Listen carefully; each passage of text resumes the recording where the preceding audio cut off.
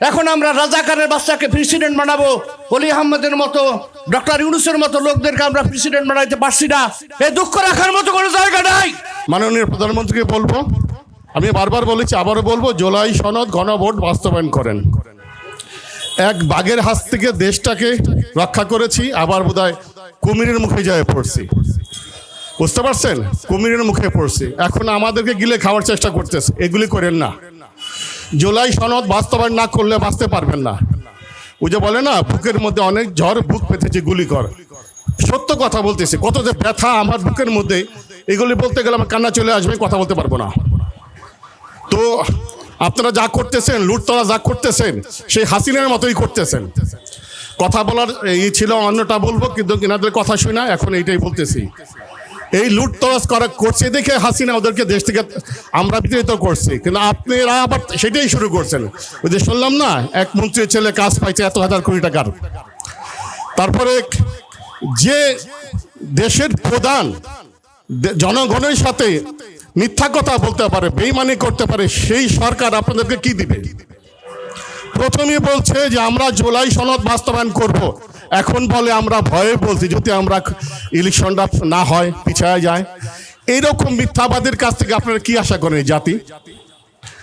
তারপরে আমাদের মাননীয় প্রধানমন্ত্রী বলতেছে যে জুলাই সনদ অক্ষরে অক্ষরে বাস্তবায়ন করব।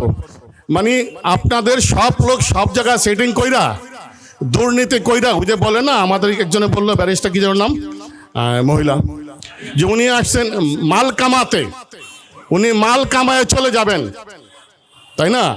তো আপনি মালটাল কামাইয়া যা কিছু কইরা 2-4 বছর চলে যাবেন, এই চিন্তা করতেছেন। এগুলি করেন না।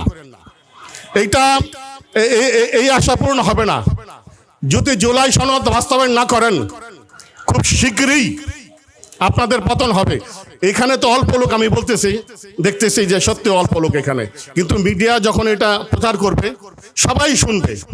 প্রত্যেকটা আহত, নিহত বা যারা শহীদ পরিবার সবাই শুনবে। তাদের মনের মধ্যে একটাই তুফান। আমি যে কথা বলছি এই কথাই, জুলাই সনদ গণভোট বাস্তবায়ন না হলে যখন ডাক দিবে, কোন দল ডাক দিবে জানি না, তাই না? যেই ডাক দিবে তাদের দল, তাদের পিছনে আবাবিল পাখির মতো সবাই ছুটে আসবে। তখন কি করবেন? খোদার কসম খায়া বললাম, প্রত্যেকটা ঘরে ঘরে, প্রত্যেকটা মানুষের মনের মধ্যে বারুদের মতন এত কষ্ট যে এই সরকার কি করতেছে, জুলাই সনদ বাস্তবায়ন করবে কি করবে না। আপনারা ভাবছেন যে জনগণ ভুলে গেছে। উনি বললো আমাদের সাহেব কবি সাহেব যে জনগণ তো আসে না। জনগণ জায়গায় ঠিকই আছে, ডাক দিলে ঠিকই আসবে। সরকারকে সময় দেওয়া হয়েছে, বেশি সময় দিব না। এই 26-এর মধ্যেই জুলাই সনদ বাস্তবায়ন করতে হবে, করায় ছাড়বো ইনশাল্লাহ। হয় আমি এর আগে মরবো, আর যারা আছে তারা বাস্তবায়ন করবে, হয়তো আমি নাও দেখতে পারি, কিন্তু হবে ইনশাল্লাহ। আল্লাহ সাক্ষী। তো বলতেছি, এই সমস্ত বাদ দেন। এই সমস্ত এই দুর্নীতির জন্যই তো হাসিনার পতন হয়েছে, তাই না? আর আপনি ভারতে যাবেন না, ভারতের দরকার নাই। ডক্টর ইউনূস দেখাই দিয়েছে যে ভারত ছাড়া আমরা চলতে পারি। আপনি ভারতের পাও চাটেন কেন? ডক্টর ইউনূসের সময় ভারতের একটা লোক দেশে আসতে পারেন নাই। আপনি ক্ষমতায় বসছেন, আর ভারতের বড় বড় রয়ের লোকেরা মুসার আপনার দেশে আসতেছে, মিটিং করতেছে। কি ব্যাপার? তার সাথে কি আপনি দুস্তি করছেন? সব শহীদ পরিবার, আহত পরিবার, যোদ্ধা সব ভুলে গেছেন? 18 কোটি লোক ভুলে গেছেন? হ্যাঁ, আপনিও ভারতে যাবেন না। আমাদের রক্তের উপরে পাড়ায় আপনি ভারতে যাবেন না।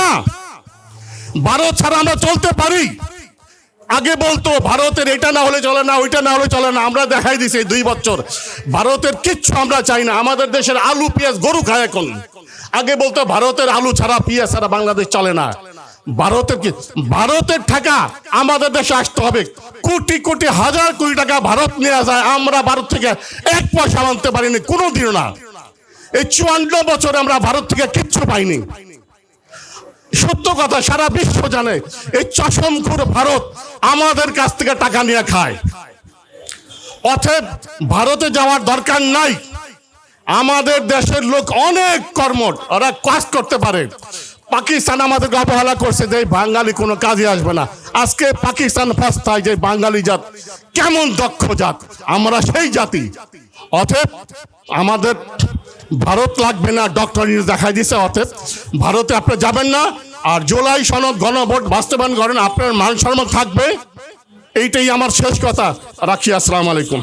এখানে ব্যাখ্যা দেওয়ার মতো, পরিচয় করানোর মতো আপনারা সবাই জানেন এই জাতির শ্রেষ্ঠ সন্তানরা এখানে বসে আছে এবং এখানে অবস্থান নিয়েছে।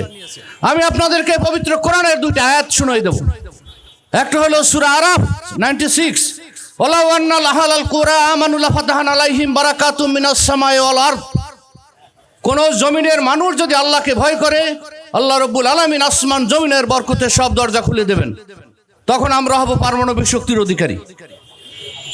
সূরা দাহার আল ইনসান 20 নম্বর আয়াত, আল্লাহ রাব্বুল আলামিন ইমানদার, দেশপ্রেমিক, নেককার মানুষকে আল্লাহ তাআলা এক একটা সাম্রাজ্য দান করবেন। সূরা 20 নম্বর আয়াত। কোরআন পড়বেন, আপনারা হবেন একটা জান্নাতের সম্রাট, রাজা, বাদশাহ, প্রেসিডেন্ট। জান্নাতীদের স্ট্যাটাস হবে কি?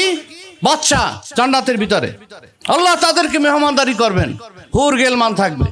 এটা থাকবে কাদের জন্য? ইমানদারদের জন্য, আপনাদের জন্য, যারা আপনারা দেশকে ভালোবাসেন, যারা জুলাইকে অন করেন, যারা জুলাইকে ভালোবাসেন। গাদ্দার, বেঈমান, নাফরমানদের জন্য এগুলা নাই। সেটা সরকারেই থাকেন আর যেখানেই থাকেন। সম্মানিত হাজিরিন, আপনারা এখনো পরকালকে বরবাদ করেন না। ইমানহীন আমল এবং আমলহীন ইমান আল্লাহর কাছে কোনোটাই গ্রহণযোগ্য না। আমি সরকারকে বলবো, আপনারা দয়া করে, মেহেরবানি করে, ক্ষমতা গ্রহণের পর থেকে আপনারা যা শুরু করছেন, একটা কাজও করেন না যেটা ইমানের সাথে সঙ্গতিপূর্ণ। সব বেঈমানের মতো কাজ করছেন, গাদ্দারের মতো কাজ করছেন, নাফরমানদের মতো কাজ করছেন। দুই একটা কাজ ভালো করছেন, সেটা আমরা প্রশংসা করব। এখন থেকে তওবা করেন, ফিরে আসেন, তা না হলে আপনাদের পরিণতি হবে এই ফ্যাসিলিটির চাইতেও খারাপ। এইটা কেউ ঠেকাইতে পারবে না, কেউ এটা ঠেকাইতে পারবে না। আপনারা এখনো তওবা করেন, আত্মসমালোচনা করেন, জুলাইকে ধারণ করেন, শহীদদের মর্যাদা দেন, এদের বীরশ্রেষ্ঠ ঘোষণা করেন। যারা আছে অসুস্থ, পঙ্গু, যারা রক্ত দিচ্ছে, চক্ষু দিচ্ছে, মাথার খুলি দিচ্ছে, হাত পা ফিরেছে, এদেরকে প্রপার চিকিৎসা করেন। তারপরে আসেন, জাতির কাছে ক্ষমা চান, জুলাই সনদকে বাস্তবায়ন করেন, আর গণভোটের এটা বাস্তবায়ন করেন। তা না হলে জাতি আপনাদের ইতিহাসে রাস্তা করে নিক্ষিপ্ত করবে। শেষ করছি, আমি এই মূল্যবান কথা শুনবো আমাদের এই নেতাদের কাছ থেকে। লাস্ট কথাটা আপনাদেরকে বলি, দয়া করে, মেহেরবানি করে, আজকে যদি জুলাই সনদ সংস্কারগুলো বাস্তবায়ন হতো, এক স্বরাষ্ট্রমন্ত্রী যদি একটু মধ্যস্থতা অবলম্বন করতো, ইউনূসের আমলে অনেক সংস্কার হয়ে যাইতো। সেটা করতে দেন নাই। এখন আমরা রাজাকারের বাচ্চাকে প্রেসিডেন্ট বানাবো, অলি আহমেদের মতো, ডক্টর ইউনূসের মতো লোকদেরকে আমরা প্রেসিডেন্ট বানাইতে পারছি না। এ দুঃখ রাখার মতো কোনো জায়গা নাই। আসেন, সংস্কার করে যে রিট করা হয়েছে, তারপরে প্রেসিডেন্ট ইলেকশন হবে। আসসালামু আলাইকুম রহমতুল্লাহ।